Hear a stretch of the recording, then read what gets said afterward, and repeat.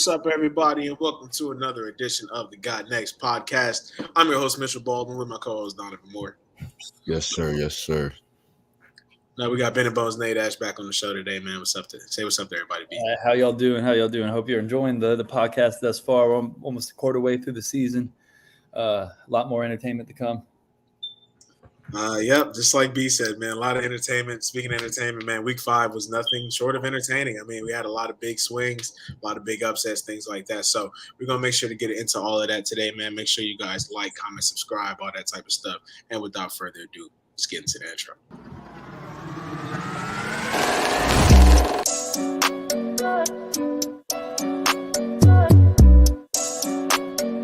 Three-pointers. Outside jumper for three at the bucket.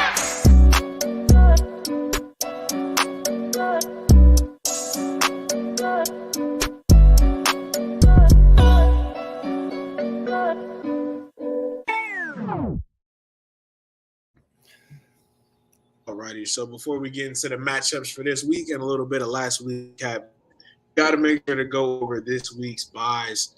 We have the Steelers and the Packers on a bye this week. Unfortunately, we can't talk about your team this week, man. I'm sure that's sad to very deeply. So we're going to have to miss out on the Steelers this week. So without further ado, let's go ahead and get started here with our matchups. Thursday night matchup, guys, we have the Broncos versus the Chiefs. This is going to be in Arrowhead, as you can see here. Talk to me about how you feel about this. I mean, I feel like there's not too much to talk about here. It just comes down to whether y'all want to, for you degenerate gamblers, whether y'all want to take the spread or leave it alone. But 10.5, I could see the Chiefs easily winning by 10.5, unless they're relaxing towards the end. But I know it's a division rivalry game, but there's no way the Broncos win this game. Like, let's be serious here. Yeah, it's not much to be said. I got the Chiefs. I think actually historically, I feel like the Chiefs don't really show up for games like this sometimes, or they kind of take it a little lightly. Could be a little bit closer here than actually you'd expect. But, I mean, so far, obviously, I can't pick the Broncos. You've seen nothing from the Broncos that makes you want to pick them. So, I mean, it might be close. It might be a blowout. So, again, this is really up to you if you want to pick the spread or not. I personally would not touch this game with a 10-foot pole. Next up, we have the Ravens and the Titans. Now, the Ravens didn't look too impressive last week. So, B, are they going to be able to turn it around this week? Yeah, well, typically when the Ravens play the Titans, I always go with the road team, but they're playing in London, so it's kind of hard to tell. But yeah, I'm gonna go with the Ravens. They just seem like the type to bounce back from dreadful performances. Like I said, they're a very inconsistent football team, and Lamar Jackson, for as talented as he is, can be a very inconsistent QB. But I give more blame for last week's performance, which I saw in person, to the wide receivers. They really let him down. And then, Lamar made the pivotal mistake towards the end of that game. He's lucky that he's going up against, a team that has shown so far this year they can't play outside of Tennessee, and really a declining, sort of era for the Titans. They were good a couple years ago, but I feel like their time has kind of come and gone. And say at this point that, the Ravens are clearly head and shoulders the better team. Derrick Henry isn't even running that well this year, and he really gives the Titans their only chance to win, in my opinion. So I got the Ravens for sure. Yeah, I agree with you. I'm gonna go with the Ravens as well. I expected them to beat the Steelers last week. It was a close game. Everybody expects it to be like that in a rivalry game, but I don't really see the Ravens playing bad back-to-back weeks. I feel like they're a very solid team. They just have some mistakes to clean up. So yeah, I'm going with the Ravens, and they're still getting guys back from injury too. So I feel like as the weeks go along, the more people they're able to get back to the team and be at full strength, they'll only get better as the time goes. So I'm gonna stick with the Ravens in this one. I think ultimately I'm going to go with the Ravens, but I think the Titans might be a little pesky in this one. Their offense looked a little bit better last week. DeAndre Hopkins had his best game of the season last week, so can't discount that. Obviously, I still have Derrick Henry, but I think that Lamar's game is going to be nice. I feel like in London, I feel like, the running, the passing, the good mix of everything there. So I feel like this is a really good opportunity for him to display his talents internationally. So hopefully he takes advantage of that, and I think the Ravens will be able to get the win here. Next up, Donald, this is your team, man. You can go ahead and kick it off here, man. We got the Commanders versus the Falcons. Honestly, I honestly don't know who to pick here. Just after a humiliating loss versus the Bears, it's a primetime game. Just kind of building off that momentum. They played the Eagles to the finish, and then the come back and then get blown out by the Bears at home. It's just kind of everybody's going to say same old Washington. But I feel like the Falcons, they kind of been a very inconsistent team, and they just beat Houston last week. It came down to a last-second field goal. So just following that trend, I feel like they'll come back and lose this week. I mean, if the Commanders really have the talent that I expected and kind of like the heart and fight that I think they should have of a team that's desperate to prove people wrong, this is a game they should win. So I'm going to stick with my team in this one, but the schedule only gets tougher from here. But I'm going to go with the Commanders to win this game. Not the most lit quarterback matchup we've seen in this day and age between Sam Howell and Desmond Ridder. But like Donovan was saying, the Commanders got off to a really good start this year, but have kind of veered off, been inconsistent, especially last Thursday on prime time. The Falcons are competing for a division title, believe it or not, because the NFC South is not exactly the hardest division to win. I'd say every team but the Panthers has a potential shot at winning that division between the Bucs, Saints, and Falcons. But in order for the Falcons to do that, they got to win a game like this. They've dropped to Washington the last 2 years. I think they bounce back this year and get the win in a very tight contest. Hopefully, for some reason, Heineke gets to play, and that'll be some entertainment for this matchup due to the fact that he was the Washington QB who defeated the Falcons the last 2 years. But don't expect that. But I expect it to be like a lower high teens game, like 19-16, kind of like last week. I think the Falcons probably win late. Kind of a toss-up game here. I'm going to kind of go with the Falcons. I guess I'm only going to go with the Falcons because they're home. Also, their offense looked a little bit better last week. I think that was Desmond Ridder's probably best game, and if I'm not mistaken, one of them definitely for sure. Was able to spread the ball around. Their run game looked pretty dynamic as well. So don't expect change for the Falcons. I think the Commanders are trying to figure some things out as of right now. So this is probably a good week for the Falcons to get an easy dub here. So rocking with the Falcons. Next up, Vikings and the Bears. And obviously, big news here. Justin Jefferson, hamstring injury on the IR. Rest in peace to a lot of people's fantasy team. And that is a hard blow there, man. Vikings, Bears, talk to me. Hey, you're talking to one of those fantasy managers right now, unfortunately. Ooh. And the thing I'm worried about is the Vikings really aren't that good through this 4-game stretch. They is he going to come rush Jefferson back? Yeah, exactly. Yeah. And it also makes me think, I think they have no other choice but to hold on to Kirk the rest of the year. But obviously, if they, for whatever reason, have another guy under center, how effective can Jefferson be this year? I'm sure he's good under most QBs, but I don't know where it's really available, from Kirk Cousins. Nothing's really an upgrade that's available from him. So I'm still going to go with the Vikings. I just feel like the Bears, it's going to be hard for them to win back-to-back games. I know the Vikings do have other weapons like Addison, Hawkinson. They still moved the ball pretty well last week after Jefferson went out of the game. They just couldn't close on drives. I don't believe that'll be the same problem against the Bears. And the Vikings have really had their number as of late. And I'm also kind of just hoping the Vikings win a couple games so Jefferson comes back and plays. So this is a winnable game for them. Good for the Bears for getting their win, but they're still one of the worst teams in the league. So I'm going to go with the Vikings here. Yeah, I agree. I'm going to take the Vikings as well. Without Justin Jefferson, I feel like the Vikings may to kind of open their offense up a little more with the talent like Justin Jefferson. You can kind of maybe get stuck in trying to force feed him the football, just trying to get your playmaker the football. But they have other guys, as you mentioned, that are capable of making plays. I think the Vikings will win here, and the Bears, they're the Bears. I know they beat my team, but I just don't really expect much of them. You don't really know what team you're going to get week in and week out. They've been known to have leads and still lose. So I think the Vikings will win this one. Ultimately, going to take the Bears in this matchup. I think that Justin Jefferson outside of the Vikings, I think they're probably going to really see how hard it is to move the ball without Justin Jefferson, a guy like that on your offense. They may be able to run the ball more, which might be good for Alexander Madison and fantasy owners. I am one of those people. So hoping that the Vikings can find other ways to move the chains. But I think the Bears, seems like whenever they play cupcake offenses, defenses, they can kind of feast for a little bit. So they can look like one of the better teams in the NFL. So I kind of think that might be the same here with the Vikings. They tend to give up a good amount of points. So I'm going to rock with the Bears in this Next up, we got the Seahawks and the Bengals. Kind of a hard one to pick here, but at least the Bengals, I mean, they look like they're kind of getting back to form now. Joe Burrow looked a lot better and more healthy last week. So, B, how do you feel about this matchup? No, definitely a heck of a matchup. However, it is West Coast to East Coast, and the Seahawks are coming off a bye week, which could play to their advantage. I know they were dealing with a couple nicked up guys, including, Geno Smith taking that hit in the Monday Night Football game against the Giants.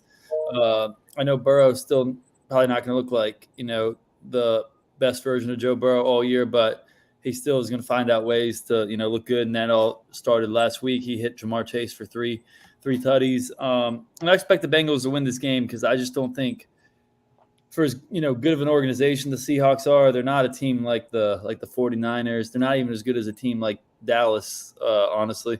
Probably not even as good as Detroit, even though they beat them. But at Cincinnati, I expect the Bengals to win a game like this. I feel like they're almost catching their midseason form. They're usually always a good, second half of the year type team. I know this is still early, but in the AFC North, I think they got to win this game. And the Seahawks, still have a lot of room to come in second in the NFC West and could easily get a wild card again, despite losing this game. So I'll roll with the Bengals. I actually think the Seahawks are a better team than you're giving them credit for. Their defense from the Monday night game I saw, they're very fast, they're very physical. They got young players like all over. That rookie corner, Devon Witherspoon, he played an excellent game. They still got Tariq Woolen. I didn't know they had Bobby Wagner back. The Seahawks, I think they're a really complete team. I think they could really surprise some people. They can compete. Coming off the bye week, I'm actually going to take the Seahawks in this one. As you mentioned, the Bengals are really a second half of the season type of team. They had a good win versus Arizona last week, kind of getting back on their feet. But I just think coming off of the bye, the Seahawks just got a little healthier. And I just think they're just the more physical team in this matchup. And especially after watching their defense, albeit it was the Giants, the Bengals have had the same type of issues protecting Joe Burrow. So I think the Seahawks might get after him a little bit. And I think the Seahawks will win this one. Hard matchup here.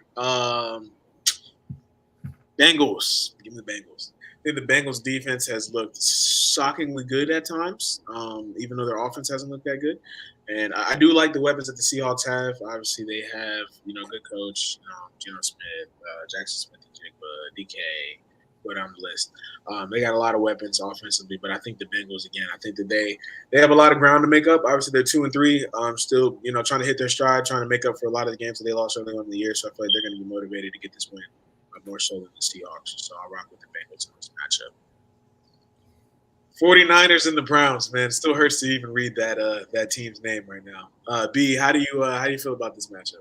Yeah, I know the Browns are coming off a bye, but I think they probably needed more than 2 weeks to prepare for the Niners. I just don't think the Niners can lose to teams like that unless they really just wet the bed. You know what I mean? I just think this game's too easy for them. They're just, and especially considering the fact that I've heard reports that Browns teammates aren't too happy with Deshaun Watson, that he missed that last game because he was cleared, but he made the call for himself not to play because he didn't feel 100% with his shoulder or whatever. But it's just a little bit of bad juju. They already don't have Nick Chubb. So, I mean, I'm not going to say they're one-dimensional. They still have a pretty good offensive line, but the Niners got even a better D-line. I just feel like they're hands down, head and shoulders, the way better team in this matchup. So I actually saw an interesting stat today. The last 10 matchups that Jim Schwartz, the Browns defensive coordinator, had against Kyle Shanahan, he's held them under 20 points each time. Yeah. That includes when they played against the Falcons when they were leading the league in scoring. When Kyle Shanahan was there, they held them to, I believe, maybe 17 points.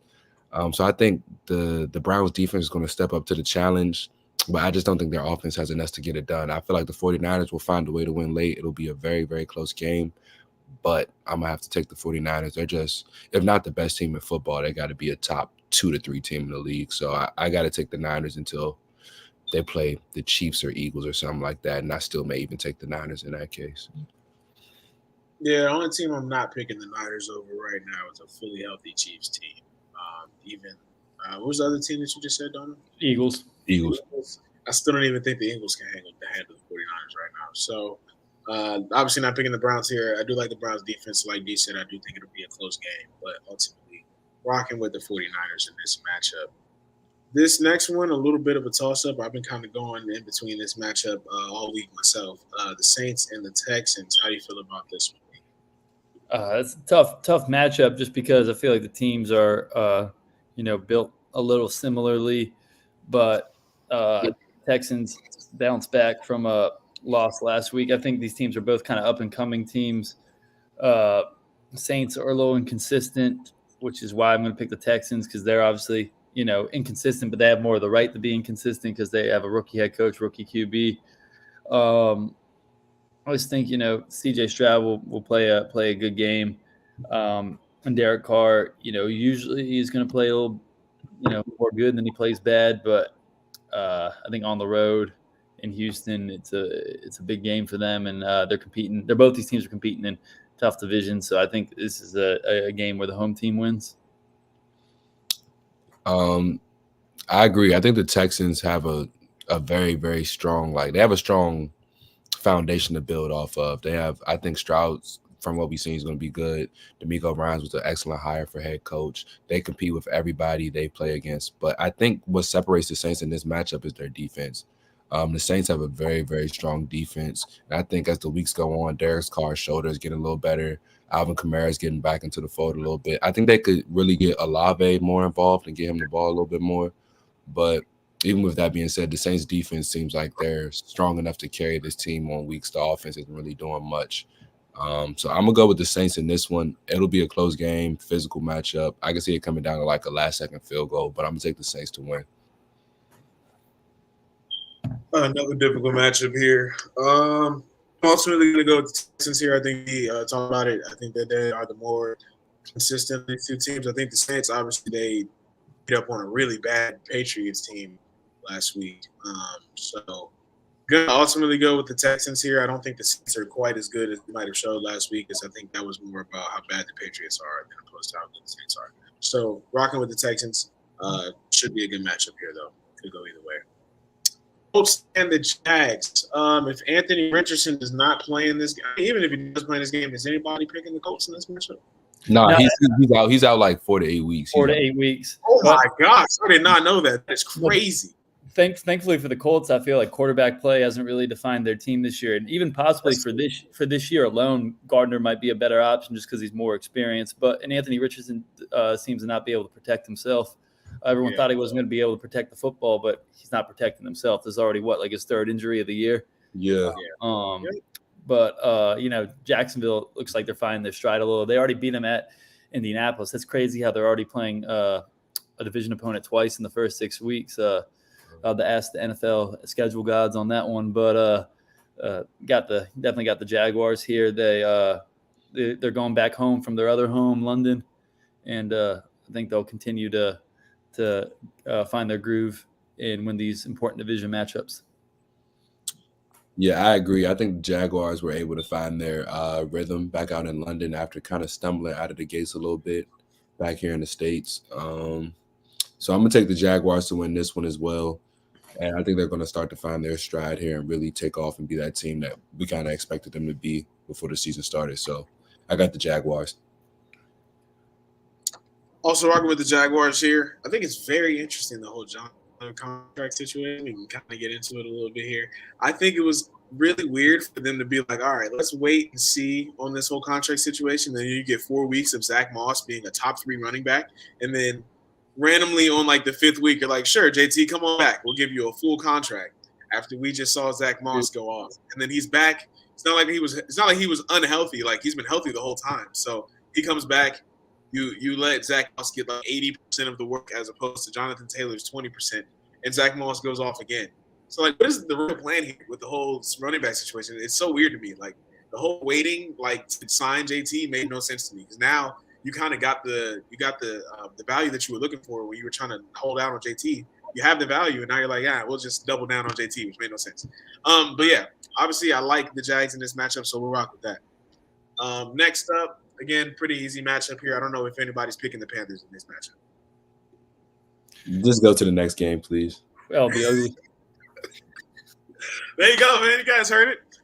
Next up, this one is a little bit closer, but this is also a battle of mid. B, can you talk to me? Yeah, well, it's crazy how Josh McDaniels, as a sub-average coach he's 2-0 against Bill Belichick, and I, believe it or not, think he's going to be 3-0 against him. Obviously, Josh McDaniels and Jimmy Garoppolo kind of know the Belichick system, but I mean, what even is the Belichick system anymore, man? I think that man needs to be fired as general manager after this year, not as head coach, but as general manager. He's proven that he does not know how to draft players without Tom Brady. He has that mentality that I don't want stars on my team because I don't want egos, which is a good strategy if you have the GOAT on your team. But, post GOAT, you gotta suck it up and bow down to some of these stars or stars to be in the NFL, because you're not going to win games without stars on your roster. So Bill Belichick gotta change it up, or if he's not going to do it, he's gotta get sent packing. Unfortunately, I think the Raiders win this game easy. They got Jacoby Myers on their team this year, so he can't. Or the Raiders got Jacoby Myers this year, so he can't give the game away like he did last year. I just don't see anything good coming from the Patriots. I think Mac Jones is honestly like a worse Jimmy Garoppolo, and he's not gonna feel good having Max Crosby chase him down all game long. With how terrible the Patriots have looked this year, I'm still going to take the Patriots in this one, as crazy as it seems. Bill Belichick, he just defensively, he's still the mastermind that he was when Brady was there. He's going to take away the Raiders' top option. He's going to probably, find any way possible to not let Devontae Adams get the football and make somebody else beat him. While I feel Jacoby Myers is capable, I think the Packers would have won that game Monday night had it not been for Jordan Love throwing, 3 interceptions, I believe. Mm-hmm. So I'm going to take the Patriots in this one. I think they'll find a way to win. I feel like the Raiders just aren't really that good of a team to me. I feel like the Raiders will more so find a way to lose than the Patriots will beat them, if that makes sense. So with that being said, I'm going to take the Patriots to win this one. And I don't really see McDaniels beating Belichick a third time. The first 2 times, he probably just got lucky, but I don't see it happening a third. It wasn't last year when Myers threw the ball backwards or something and they ran it back on the last play? Yeah, so I'm going with the Patriots. Let me be abundantly clear. These are probably 2 of the worst quarterbacks that I've seen this season. Jimmy Garoppolo last week, egregiously bad. Really bad. Like he looked incompetent out there. Like he whenever he throw a pick, he just like put his hands in his head like it wasn't his fault. Like, bro, it was you. Like, it's just I don't really know how I can pick the Raiders. Like, again, I feel like the Raiders are gonna do everything in their power. Even if they win this game, they're gonna do everything in their power to give this to the Patriots. It's gonna come down to the wire about who can execute and who's not. Who do I trust to execute in this situation? The Patriots. Obviously, I'm going to go with the Patriots in this matchup. Hard to pick them, honestly, at this point after the shellacking that the Saints put on them last week. But I feel like the Raiders are a much different team here. A lot of opportunities to win this game for the Patriots. Should be a lot of opportunities for them. So, yeah, going with the Patriots. Please do not disappoint me. They might. Next up, we got the Lions and the Bucks. Both of these teams have been actually pretty good this year. So talk to me, B. What do we have for this matchup? Yeah, they've both been really good, but I'm going to roll the Lions just because they look a lot more explosive. Bucks been winning some close games. Kudos to them for still having the heart of champions. I know they still got quite a few players on that roster from their Super Bowl championship team from a few years ago, and it's honestly, I think, elevating Baker Mayfield.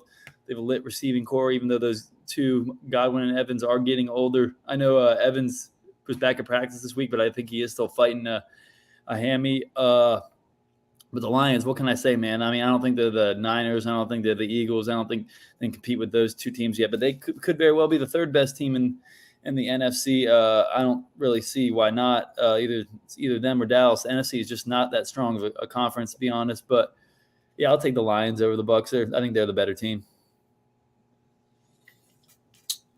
Yeah, I think the Bucks could low-key maybe win this game at home, but I'm gonna go with the Lions as well. The Lions have kind of been proving me wrong this year. I didn't really expect them to beat the Chiefs.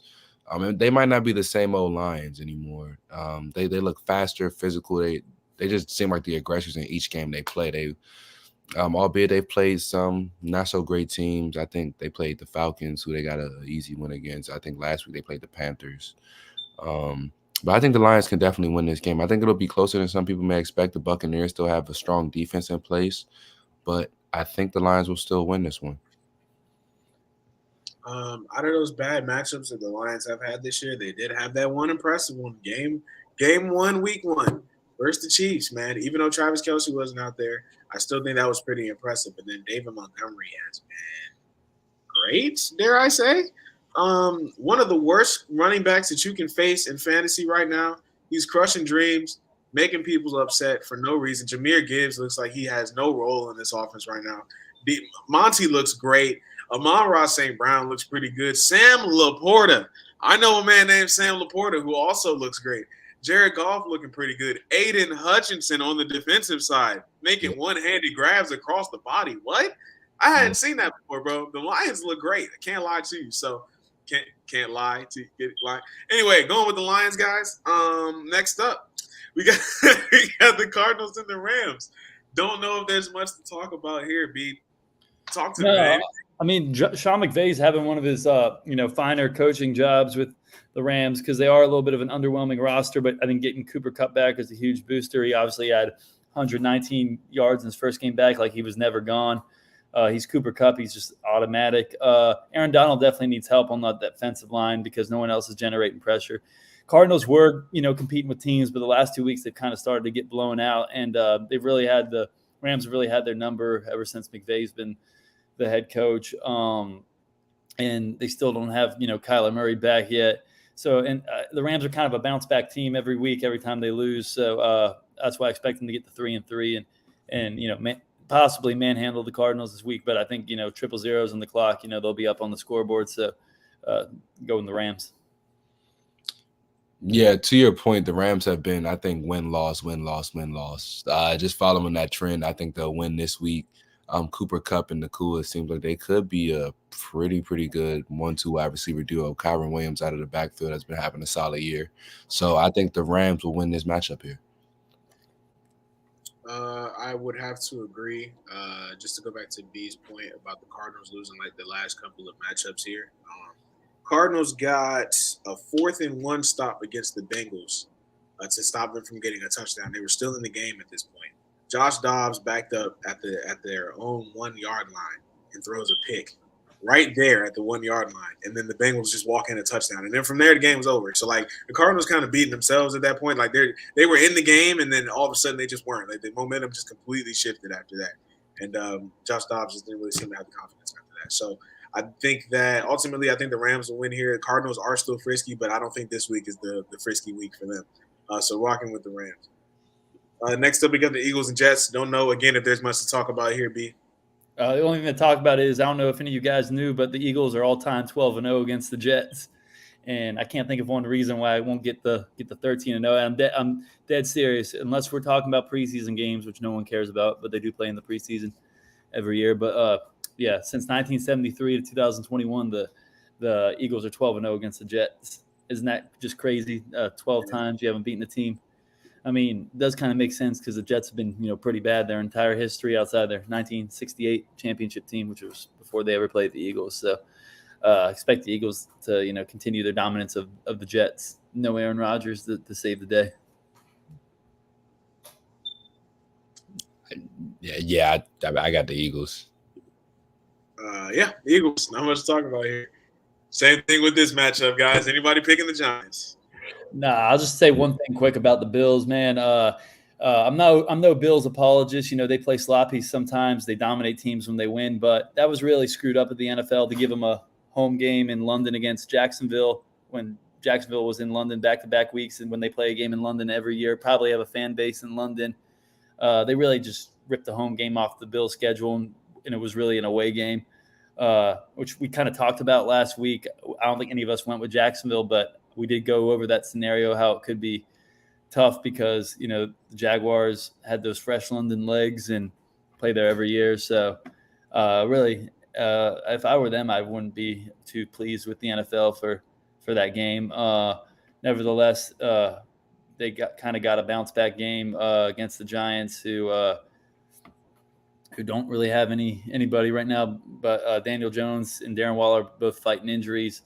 Fortunately for the Bills, they keep losing players on defense, which could hurt them in the playoffs. But not going to be a problem against the Giants. So rest my case there. Yeah, Donald, we can move on, right? For sure. Yeah. All righty, there we go. I don't even need to say it. All right, guys. This is the portion I've been waiting to get to this entire time. Cowboys versus 49ers, man. First, let's talk about last week. What a slacking, guys. That was really embarrassing. Let me get out the statistics, actually, guys. It's pretty bad, actually, if you really dive into the numbers here. Let's see. All right, so we had one touchdown drive. All right, and that's through 60 minutes of a football game, guys. One touchdown drive. Our first two possessions of the game were 3 and outs. We had 8 first downs versus the 49ers 25. We had not one red zone appearance the entire game. That was disgusting, quite frankly. It was really embarrassing. Quite frankly, life altering, if we're being honest. See, B asked me at the end of the show, what was up with my sweatshirt. Now, this was not planned by any means. I got this at Goodwill for $12. It was a bargain. I like the sweatshirt. That's the reason I bought it. But this also happens to be the week where I'm done with the Dallas Cowboys, guys. I made an announcement on my Snapchat. All right, I sent it out to some chats. Oh. I am finished with the Dallas Cowboys, guys. I have I put in my notice. I have waved in the white flag. That's it. I got nothing else for you. This team, I said before the season they had 2 more years. I put them on the clock. And what I saw this last week was it wasn't even really as much about the game, you know. It's more about the podium after, you know. Dakota talking about, hey, we had a good practice, you know. We got blindsided, you know, because all week we put in the preparation, you know. We did all these things, and we still lost. You know, it's embarrassing. He said it's one of the worst losses he's ever been a part of. Same thing with Mike McCarthy said. You know, he thought it was good practices all week and stuff like that. And then we come out there, we show up flat.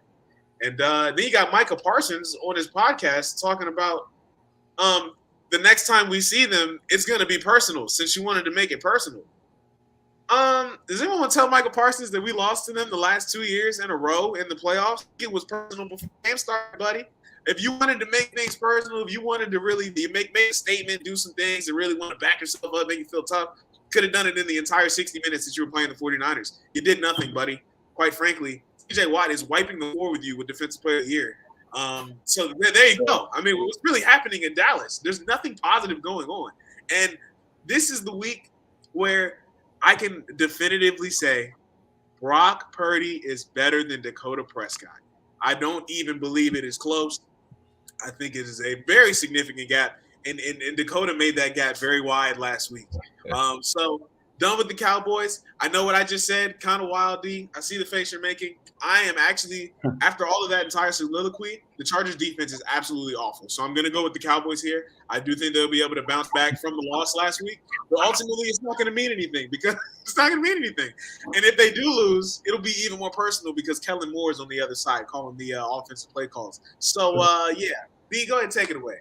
Yeah, I remember. I think last week Dono was the only one to take Dakota over Brock. I think you and I were saying with Dakota's confidence, he just wouldn't be able to ball on that team, even though they have all the tools and weapons. I just think Brock Purdy's confidence is on a whole nother 100 levels than Dak Prescott. He's just on the first floor, and you know, Brock Purdy's just going up the floor every single game, and he actually, crazy, believe it or not, might be a league MVP candidate. I know I said it, but that's insane. No, he is. Yeah, back to the Cowboys though. Yeah, they just can't seem to get over the hump over a team like the Niners. But you know, they could still possibly win the division, but they'd have to beat the Eagles more than once probably. But yeah, the way Debo responded to Micah, by the way, was he's like, you know, don't take it too personal. We could have played our starters in the fourth quarter and scored 50 on you. But he's like nothing was going to stop us from doing that. So I think, you know, Micah, great player, but he probably wasn't the best idea to bring that up on the podcast. It only you know, makes him seem like he's getting kicked in the ground more than, you know, they already were during the game. Nevertheless, like you said, the Chargers are the epitome of a team that just can't get out of their own way.